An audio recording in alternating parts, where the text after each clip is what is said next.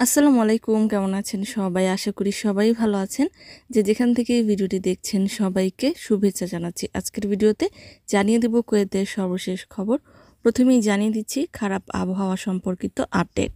মঙ্গলবার ভোররাত হতে কুয়েতের বিভিন্ন স্থানে মুষলধারে বৃষ্টিপাত হতে দেখা গিয়েছে। বৃষ্টিপাত সম্পর্কে আবহাওয়া অফিস থেকে বলা হয়েছে যে সপ্তাহের শেষের দিন বৃহস্পতিবার পর্যন্ত কুয়েতে বজ্র সহকারে তীব্র বৃষ্টিপাত হবার সম্ভাবনা রয়েছে কিছু এলাকায় এবং সন্ধ্যা ও ভোরে কুয়াশা পড়ার প্রবল সম্ভাবনা রয়েছে। আবহাওয়া আরও নির্দেশ করে যে দেশটি নিম্নচাপের প্রভাবে রয়েছে, মেঘ বর্ধিত হবার সম্ভাবনা রয়েছে, সেই সাথে দৃশ্যমানতা কিছুটা হ্রাস পাওয়ারও সম্ভাবনা রয়েছে। অপরদিকে স্বরাষ্ট্র মন্ত্রণালয় খারাপ আবহাওয়াতে যানবাহন চালকদের বিশেষ নির্দেশিকা অনুসরণ করার আহ্বান জানিয়েছে এবং সেই সাথে বিশেষ অবস্থায় বা জরুরি অবস্থায় 112 নাম্বারে ফোন করে সহযোগিতা চাইতে পারবে।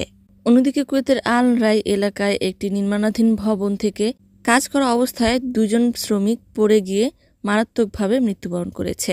অপরদিকে মন্ত্রণালয় থেকে আরও প্রকাশ করে বলা হয়েছে যে কুয়েতের বহুল আলোচিত ইয়াহালা মামলায় 15 জন হাই প্রোফাইলধারী কুয়েতি নাগরিককে আটক করেছে।